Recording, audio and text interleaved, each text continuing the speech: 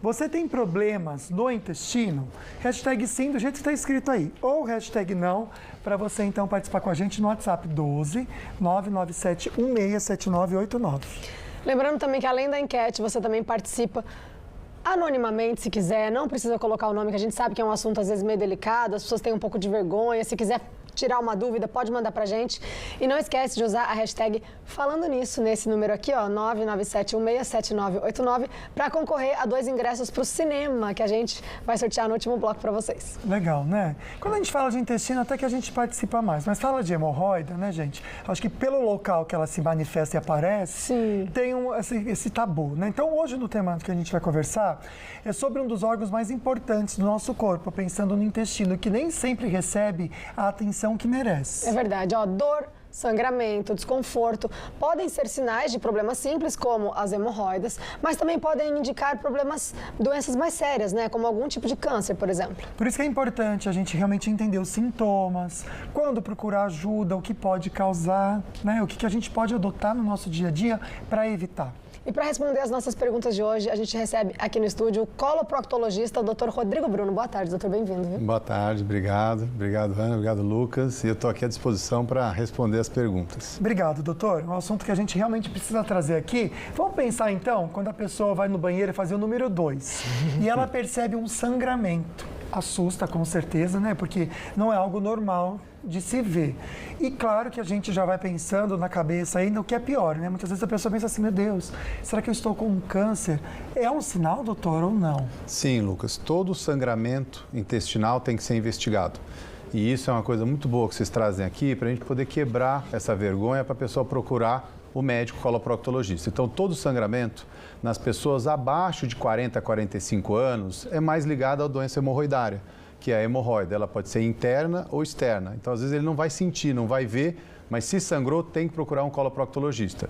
Para as pessoas acima de 40 a 45, ela pode estar associada à doença hemorroidária, mas também tem que investigar problemas mais sérios, como câncer coloretal, os pólipos intestinais, que aí a gente vai conversando e vai tirando as dúvidas. Perfeito, doutor. Agora, sem falar do sangramento, mas quando dá dor, né, para evacuar, quem sente dor, é normal sentir dor em alguns casos? De repente, sei lá, do ressecamento, né, das fezes ali, é normal? Não é normal, tem que procurar médico? Não, não é normal. A evacuação, ela tem que ser confortável, vamos dizer assim. Então, a pessoa tem que ir no banheiro, ela não pode fazer muito esforço, ela não pode ter dor, ela não pode ter sangramento, ela não pode ter muco, que é uma secreção. Então, quando ela está tendo desconforto para evacuar, ela tem que procurar um coloproctologista, porque na grande maioria das vezes é mesmo intestino ressecado. E isso pode machucar, fazer sangrar e ter todo esse desconforto. Mas também pode ter outras coisas, como por exemplo, pólipos, a doença hemorroidária. Porque uma coisa legal que a gente vai falar aqui é que hemorroida não dói, hemorroida sangra. Quando tem dor para evacuar, ou a fezes está muito ressecada, ou tem alguma coisinha a mais ali que a gente precisa investigar para tratar. Doutor, a gente está falando de hemorroida aqui, né? Claro que a gente nem quis colocar uma animação aqui, gente, nenhuma fotinho, nem nada, pelo horário, até para achar de bom tom, Sim. né? Sim. Mas vamos entender o que é hemorroida, porque a gente pensa nas nossas pernas, por exemplo, a gente tem varizes, né? E aí quando a gente pensa, né, no número 2 ou na parte ali embaixo, seriam umas varizes ali, doutor, é isso ou estou errado? É Pode isso, corrigir. excelente. Essa pergunta é boa e o que você falou está perfeito. A gente tem o plexo hemorroidário, que são os vasos sanguíneos lá da parte final do intestino. E esses vasos sanguíneos, com o tempo, eles vão dilatando, como uma varize da perna. Quando eles vão dilatando, eles podem sangrar e incomodar. E aí vira doença hemorroidária. Então é exatamente isso. A gente tem veias ali embaixo, que ao longo do tempo elas vão dilatando e se causam a doença hemorroidária. Então é exatamente isso que é a doença hemorroidária. As hemorroidas, que você falou que tem interna e externa, muita gente tem interna e nem sabe que tem, né, doutor? Exatamente. Então, as hemorroidas geralmente são internas e quando ela aparece na parte externa, ela acaba aí dando esses sintomas de abaulamento, desconforto. E aí, quando às vezes ela murcha, vamos dizer assim, fica uma pele. Essa pele é chamada plicoma, que é outra coisa também, mas pode incomodar, porque ela pode dar coceira, ela pode inflamar. Então, isso aí a gente tem que investigar para poder tirar o sintoma e a pessoa ter uma vida mais normal, sem incômodos. Por exemplo, as pessoas que têm essa hemorroida interna, que nem sabem às vezes que tem a hemorroida, elas conseguem ter uma vida tranquilamente, sem tratar, sem nada? Tranquilamente, porque a doença hemorroidária ela não vai virar câncer, ela vai incomodar. Então, a doença hemorroidária, ela incomoda, ela sangra, ela faz abaulamento, mas virar câncer, não. O problema do câncer são os problemas mais internos, como o pólipo intestinal. Tá certo, viu? Você pode mandar pra gente, então, participações, perguntinhas de maneira anônima. A nossa intenção realmente é trazer um alerta para você, porque muitas vezes a gente acha que não precisa ir no médico porque não tá sentindo dor, porque tá tudo bem, e até a gente pode conversar com o doutor isso. Se a gente tem que passar de maneira periódica num proctologista, tá? Segura um pouquinho que a gente já volta com esse assunto. Vamos voltar para o nosso assunto de hoje, ver o resultado parcial da nossa enquete. Como será que foi? Você tem problemas no intestino? Hashtag sim, o hashtag não, 60% diz que tem, 40% que não. Mande aqui a sua participação pra gente, né, meu amigo? Com certeza, hashtag falando nisso, você concorre um par de convites para o cinema, mas tem que pôr tudo juntinho, tá bom? Como tá aqui, ó, hashtag falando nisso no 12997167989. Aqui no estúdio a gente recebe o Dr. Rodrigo Bruno, que é proctologista, coloproctologista, né, doutor? Coloproctologista. Tem perguntinha direto da Açaí Colinas para ele, vamos ver. Eu tô aqui no Açaí Colinas com o Eduardo. Eduardo, quero saber, o seu intestino, você considera ele regulado, preso, tem prisão de ventre, como é que é? Regulados. Regulado? Regulados. Você tem uma boa alimentação? Sim, sim. De manhã tomo café, um café arregrado, com frutas, aveias. Eu quero saber aí do estúdio, uma alimentação balanceada em fibras realmente é bom para o nosso intestino e evita os problemas lá embaixo do nosso assunto aí do dia?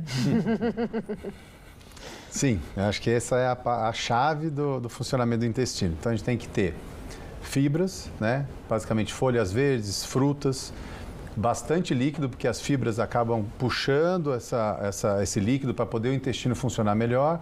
E exercício físico também ajuda demais. Então, a base do intestino, como o próprio telespectador falou, é água, fibra, líquidos, né, do modo geral, fibras e exercício para poder fazer o intestino funcionar melhor, tá certinho. Tá certo. Doutora Ana Cláudia mandou pra gente aqui uma perguntinha, na verdade um comentário que a gente pode até comentar e trazer se tem a ver com isso que o doutor falou agora. Ela é de Paraibuna. Ela se chama Ana Cláudia, o intestino dela é muito preso. Então ela diz que sangra quando vai fazer o número 2. Doutor, esse sangramento, ele pode indicar essa questão de estar machucando o canal ali, ou também que tem alguma hemorroida ali que sangra. Exatamente. Ou é os dois? É isso. Geralmente, o intestino preso, viu, Lucas? E a Ana Cláudia também é uma excelente pergunta. O intestino preso, quando ele passa na região lá de baixo do ânus, ele acaba machucando. E isso, repetidas vezes, acaba forçando aquela veia que ele tem lá embaixo e acaba causando a doença hemorroidária. Então, o esforço repetitivo para ir no banheiro acaba machucando e fazendo com que essa prolapso hemorroidário acabe aumentando e incomodando. Então, o intestino preso é uma das principais causas de doença hemorroidária. Para a gente melhorar esse processo, a gente tem que melhorar o intestino. Esse é o segredo. Só que nas mulheres, a gente, além de tudo, precisa ver a parte também pélvica. Tem mulheres que às vezes têm uma fraqueza da musculatura pélvica. E isso pode também estar associado para fazer seu intestino ficar mais preso. Então, sim, a dieta é o principal, mas tem que investigar as outras partes da pelve feminina para ver se está associando e causando esse problema. Interessante, tá certo. Doutor, quando que na hemorroida é caso cirúrgico, assim? E como que é essa cirurgia? É muito dolorosa? Então, essa é uma ótima pergunta, viu, Ana? Não tem como falar que a cirurgia da doença hemorroidária é dolorida e acaba tendo um grande desconforto no pós-operatório. A gente vem tentando ter técnicas e tem materiais mais modernos que a gente usa para poder minimizar essa dor e deixar você com um pós-operatório melhor. Remédio, acaba dando remédios mais fortes para a dor, mas não tem como negar que é dolorida. E a doença hemorroidária, o principal sintoma, isso acabou mudando. Antes a hemorroida grande operava, a hemorroida pequena não. Hoje a gente acaba tendo uma conversa com o paciente, a gente acaba operando as hemorroidas que causam sintomas. Quais são? Sangramento, abaulamento, desconforto na higiene, às vezes a própria prolapso hemorroidário causa coceira, prurido, acaba assando, inflamando. Então, isso é uma coisa que acaba o paciente mais indicando ali o desconforto e a gente acaba fazendo a cirurgia para melhorar uma condição que está incomodando no dia a dia desse paciente. Doutor, eu sei que aqui em São José tem até um hospital que já tem, que é o cirurgia por robô, né, robótica, né? Eu sei que o doutor já faz isso também, que eu acompanho o doutor nas redes sociais. Essa cirurgia robótica, pensando na doença hemorroidária e também na cirurgia para hemorroidas, ela vai ajudar a ter uma recuperação melhor, mais rápida? Tem essa vantagem?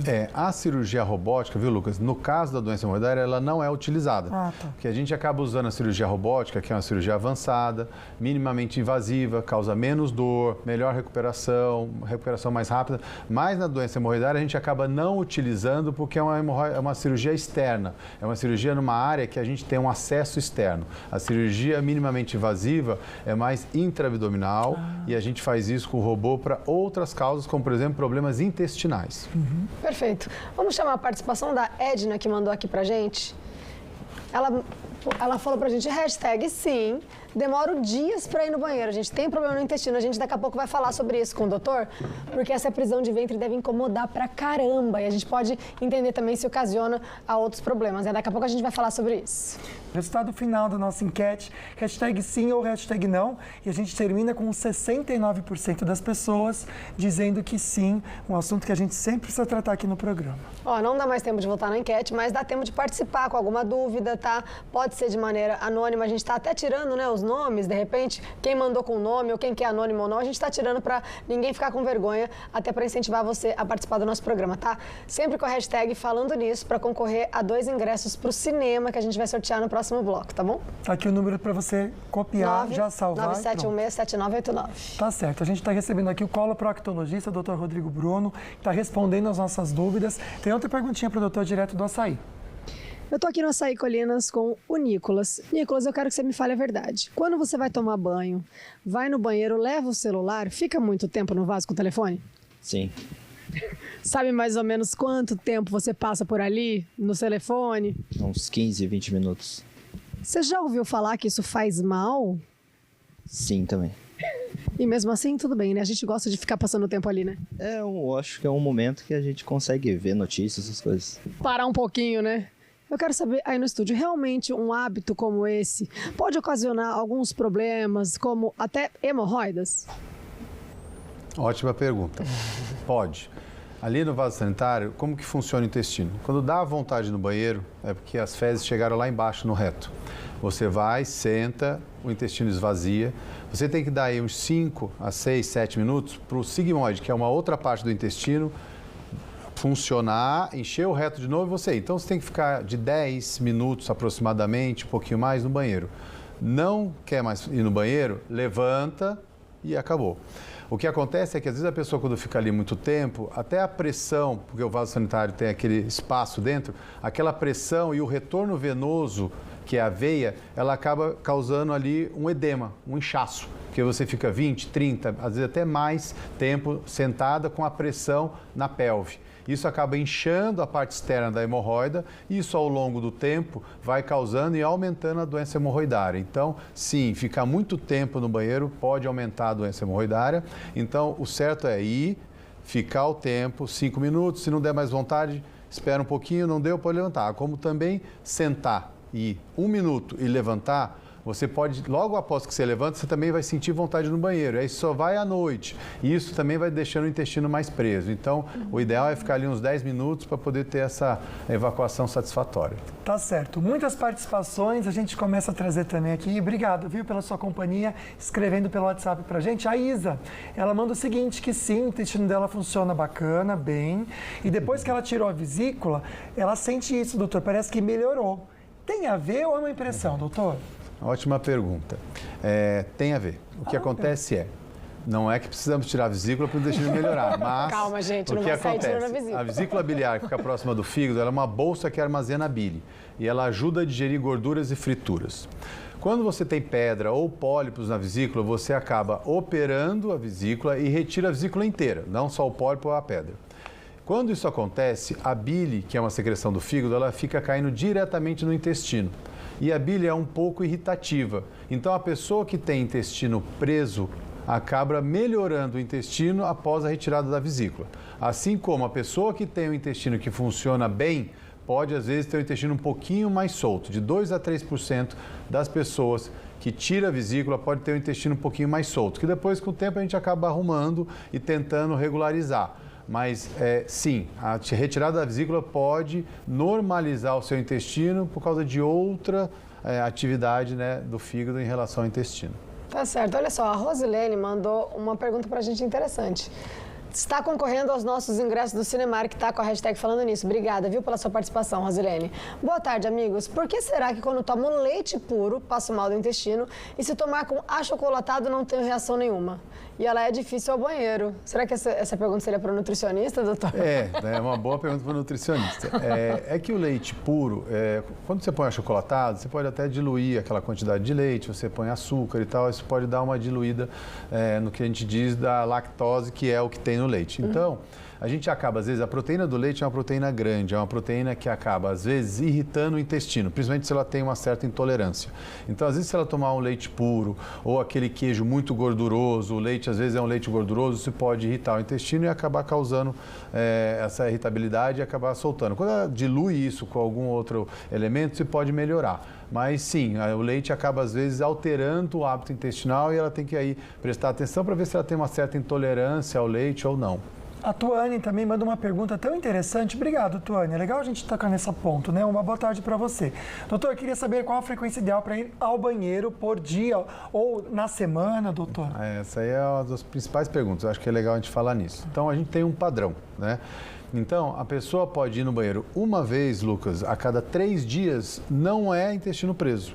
Desde que ela vá satisfatoriamente, sem machucar, sem sangrar, sem ficar muito tempo. Então, se você for no banheiro a cada 3 dias, é considerado normal. Como também se você for, Ana, 3 vezes no dia, também é considerado normal. Olha. Então, se você for 4 vezes no dia, a gente começa a considerar o intestino mais solto. E se você for uma vez a cada 4 dias, a gente começa a considerar o intestino mais preso.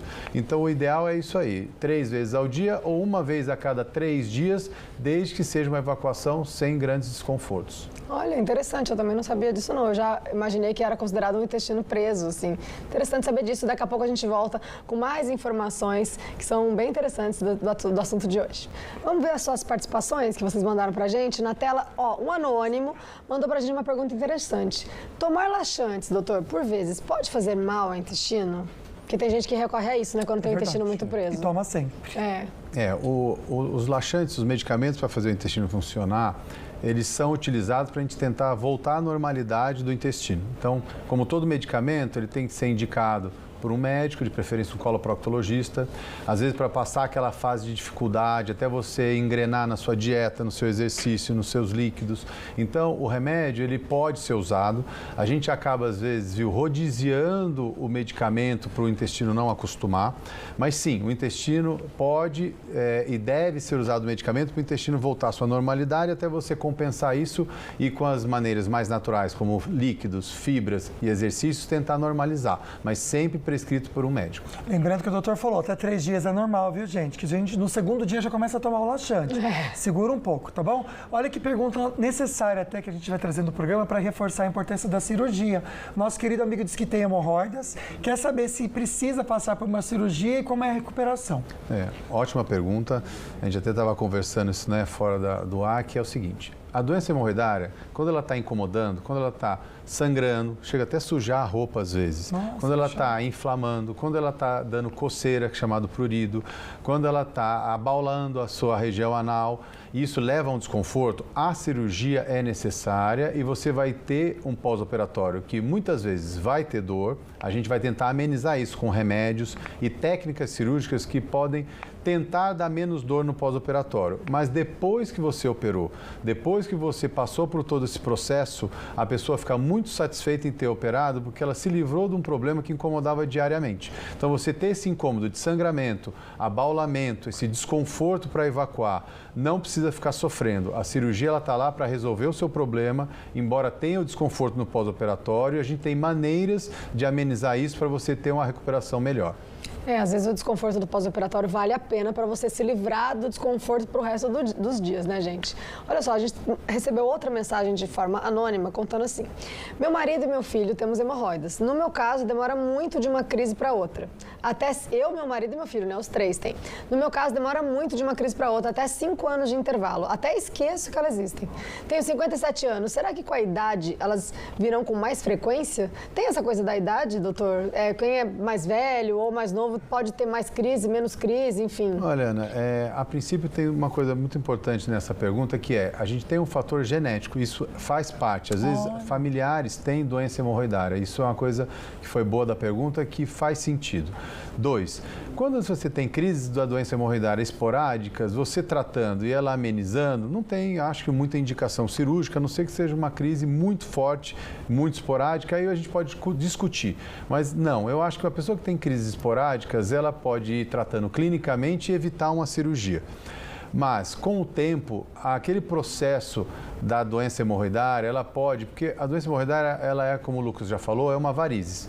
E às vezes, a gente como bípede, o homem, só de andar em pé, aquilo pode ir aumentando ao longo dos anos. Então, realmente, se você tem uma doença hemorroidária, ela pode aumentar com os anos? Pode. Isso pode, lá na frente, ter que ser um procedimento cirúrgico. Então, se ela está incomodando e se ela realmente começar a causar sangramento e desconforto, a gente tenta operar antes que a pessoa fique com uma idade que possa dar mais problema mais para frente. Tá certo, doutor. Outra pergunta sem o nome da pessoa. Obrigado pela confiança, viu? Diz que fez aquela cirurgia da próstata, né? E depois de um tempo, fez exame de fezes, deu sangue oculto nas fezes.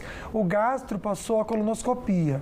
Só que não levou ainda o resultado para o médico. Ainda esse sangue oculto pode ter alguma coisa a ver com a cirurgia que fez. E a gente pode também falar um pouquinho de sangue nas fezes, doutor? Sim. Então, o sangue nas fezes, sim, sempre tem que ser investigado. O sangue oculto é um exame que a gente fala que é de triagem, ele pesquisa hemoglobina nas fezes e se tem um certo nível de hemoglobina nas fezes, pode ter a doença hemorroidária, pode ter pólipos, então é um exame mais simples para a gente poder investigar sangue nas fezes. E aí a gente pede a colonoscopia. A cirurgia da próstata, a princípio, não tem uma relação direta com o sangramento nas fezes, a não ser que tenha algum processo. Exemplo, você operou a próstata, ficou com o intestino um pouquinho mais preso? Pode sangrar. Você operou a próstata, usou algum medicamento que acabou dando uma alteração do hábito intestinal? Pode ter um pouquinho de sangue nas fezes. Mas a cirurgia em si, não. Mas o importante aqui é pesquisar sangue oculto nas fezes, é um exame de triagem que se usa em grande escala e deu positivo, a gente acaba aí indicando a colonoscopia para ver se tem algo a mais ali.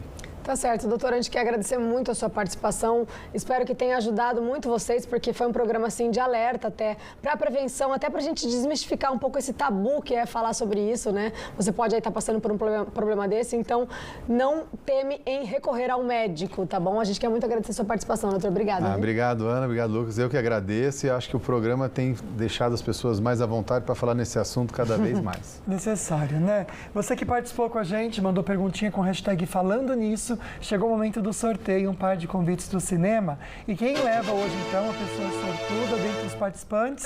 A Aline. Um beijo pra você, Aline. Obrigado por participar, viu? Obrigada. Nossa equipe vai entrar em contato, tá bom? Obrigada por todo mundo que participou. Obrigada pela companhia. Uma boa tarde, um bom fim de semana pra vocês. Até segunda-feira. Fiquem com Deus. Amanhã, o Manhã na Band é 8 horas da manhã. Já que eu vou acordar bem cedo, eu peço a sua companhia também, tá bom? Ele merece. Até amanhã, 8 horas da manhã.